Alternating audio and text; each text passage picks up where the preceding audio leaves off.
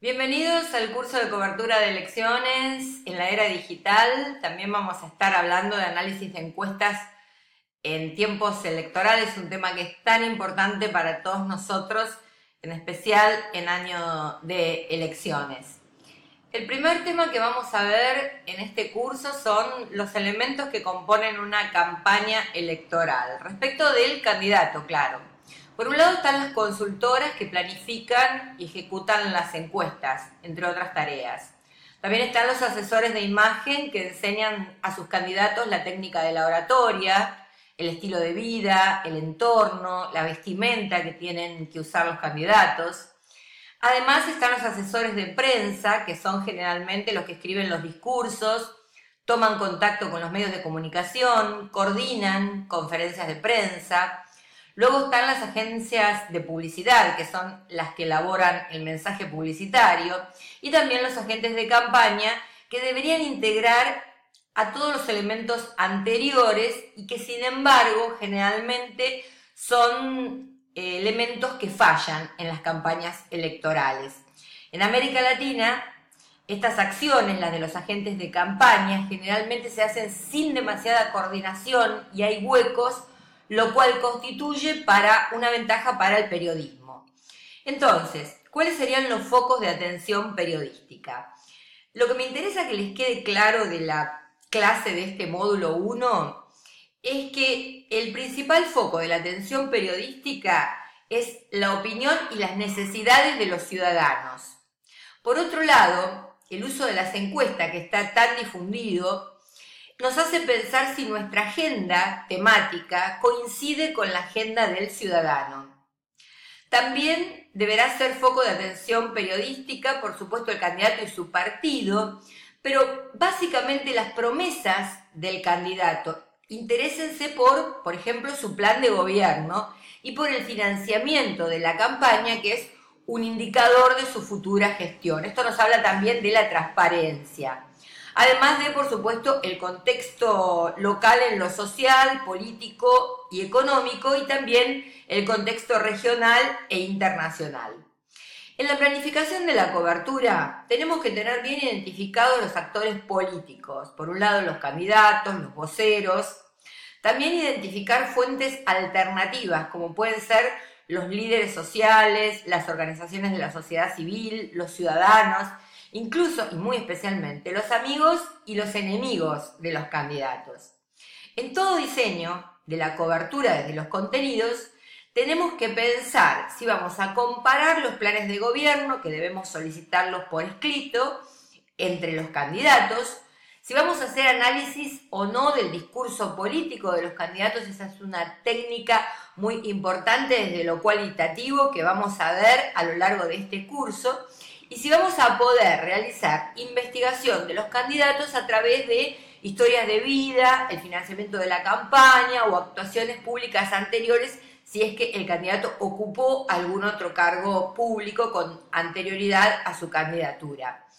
Además, tenemos que plantear el diseño de la cobertura desde el formato, si vamos a usar la crónica pura, si vamos a usar notas de fondo, reportajes investigativos o notas de color. Hay algunos criterios de calidad que vamos a tener en cuenta. Por un lado, el reporteo basado en fuentes confiables.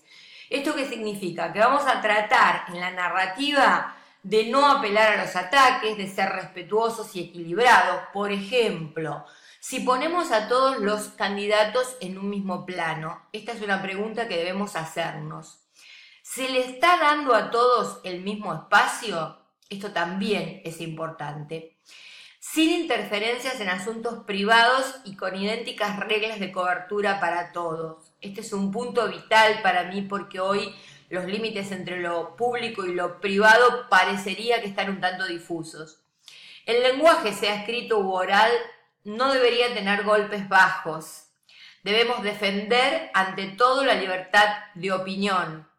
También la promoción de la equidad en la elaboración de los materiales. Es decir, no podemos hacer preguntas duras para unos candidatos y blandas para otros.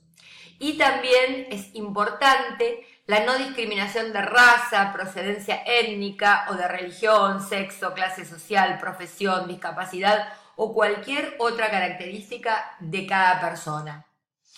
El tema del espacio, yo recién comenté que el espacio debe ser para todos por igual.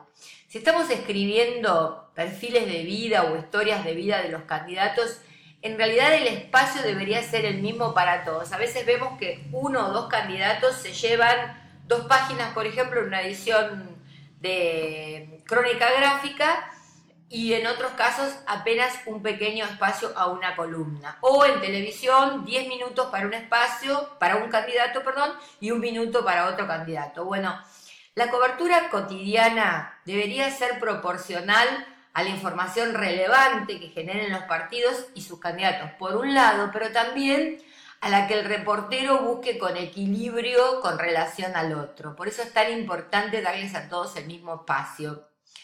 Y si se da un empuje hacia la polarización, la prensa debería tratar de neutralizarlo cubriendo información de los partidos alternativos. Esto también es muy importante porque generalmente los partidos alternativos no tienen mucha cobertura. Por ejemplo, si está muy polarizado un escenario, bueno, el 30% de cobertura para un candidato, el 30% de la cobertura para el otro, y el 40% se lo llevan 5 o 6 partidos. Esto es lo que hay que evitar, tratar de que todos tengan la misma cobertura. Además, se debería hacer un esfuerzo extra para poner a todas las propuestas en un mismo plano, muy en especial, y en esto hay que tener atención, si los indecisos superan el 25% a menos de 3 meses del día de la elección. El otro punto que tenemos que tratar es el escándalo. Hoy hay una cobertura del escándalo que sabemos que capta audiencia, pero también tenemos que recordar que la investigación seria también capta audiencia. La cobertura del escándalo, por supuesto, es la más sencilla. Hasta un novato podría hacer esto. Sin embargo, piensen que la cobertura de calidad involucra a un profesional capacitado, honesto, con real conciencia de la responsabilidad social que tiene su trabajo. Por eso es tan importante que asumamos el rol de perros guardianes de la sociedad, con un periodista profesional que debe tener desarrolladas capacidades especiales, cuya necesidad se agudiza mucho más en los procesos electorales.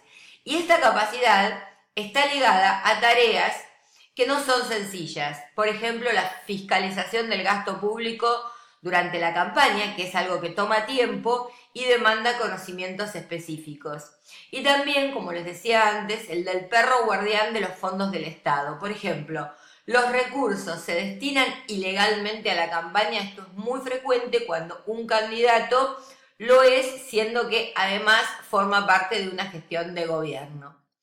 Los objetivos de la prensa deben ser dar información amplia y exhaustiva sobre los candidatos, contrastar las promesas de los políticos en actividad con los hechos, informar didácticamente para que el voto de cada ciudadano sea válido. También plantear temas de agenda ciudadana saliendo de los temas de la agenda del candidato. Propiciar debates entre los candidatos. Vamos a ver a lo largo de este curso cómo hacerlo. Profundizar temas no abordados por los programas de gobiernos o las promesas electorales, con la participación de expertos y también del público, y demostrar si los candidatos están suficientemente capacitados para desempeñar su labor de representarnos. ¿Qué es lo que se debería evitar? Por un lado, la polarización del mensaje periodístico, también la reproducción de discursos y mensajes vacíos, asimismo la operación a favor de un partido o un candidato, también el amiguismo con los candidatos o lo que se conoce como la simbiosis periodista-votante, que es cuando ambos comparten el mismo objetivo. Tenemos que desarrollar ejes temáticos propios, por ejemplo, la transparencia en la ejecución del gasto público, educación, seguridad, salud, justicia, corrupción, desarrollo agrario, rural, administración y manejo de los recursos naturales, empleo, pobreza y acceso a la información. La estrategia del periodista frente a la agenda ciudadana es ejercer presión frente a preguntas que el candidato no espera. La agenda de la prensa o del ciudadano no podrán ni deberán ser evadidas o subestimadas. Además, hay aspectos éticos a considerar. La división entre la vida pública y la privada es algo que hay que tener muy en cuenta. Por ejemplo, no aceptar invitaciones a comida, ya que la concurrencia a eventos solo debe tener fines periodísticos y no fines con relación a amigos que pudiéramos tener en el campo político. Esto es algo que se debería evitar. No recibir regalos. Hay un límite en algunos códigos de ética que establece que no deberíamos recibir regalos que tengan un valor de más de $30. También hay que tener cuidado con los viajes oficiales. El medio es el que debería pagar y si no lo hace, ejercer un rol estricto en cuanto a la separación de los roles. Cuando hay un viaje oficial que se cubre por parte de un periodista, en la crónica debería informársele a la audiencia que ese viaje está subvencionado por una repartición estatal o un partido político. Por otra parte, si un periodista es vocero de prensa de un partido, ministerio o un candidato, no debería cubrir lo relacionado con esa fuente. Los únicos premios que un periodista debería recibir son aquellos otorgados por entidades o instituciones periodísticas. El otro punto, y vamos a empezar a lo largo de las próximas semanas a hablar de encuestas electorales, es el tema de la guerra de encuestas. Las encuestas son presentadas generalmente como una carrera de caballos que confunden a la audiencia.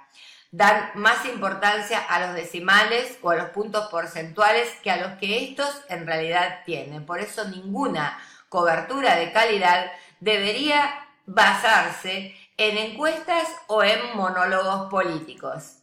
Hay que poner al candidato bajo la lupa, desde lo legal, lo fiscal, incluso la familia, respetando los límites de lo privado, incluso la religión, el empleo, el patrimonio o las relaciones. La audiencia tiene derecho a conocer todo aquello que es de característica pública con relación al candidato. ¿Qué deberías evitar? No cubrir el discurso político pasivamente, convirtiendo la agenda del candidato en el centro de la cobertura. No se debería dar espacio al monólogo político, que no es más que propaganda política encubierta. No se debería abusar de las encuestas, como si los candidatos compitieran en una carrera. Tampoco se debería prestar tanta atención a los porcentajes de intención de voto, sino a las explicaciones que esas fotos de la realidad realmente tienen. Ni caer en el terreno de las descalificaciones o lo que se conoce como campaña sucia. No olvidar que los discursos políticos y las encuestas pueden ser utilizadas como instrumentos de propaganda política. Ambos elementos pueden influir en el electorado, aunque es una teoría que algunos académicos discuten. Discurso y encuestas pueden manipularse de tal modo al punto de convertirse en cajas huecas. Piensen que el ciudadano espera mucho más que lindas palabras y buena imagen. Les deseo mucha suerte en esta primera semana del curso Cobertura Electoral de Calidad en la Era Digital. Vamos a estar repasando también en la clase, en los materiales que tienen en texto, algunas ideas que se me han ocurrido sobre cómo cubrir desde el punto de vista de los números básicos y de la matemática básica. Presten atención a estos detalles porque los creo muy importantes. Muchas gracias.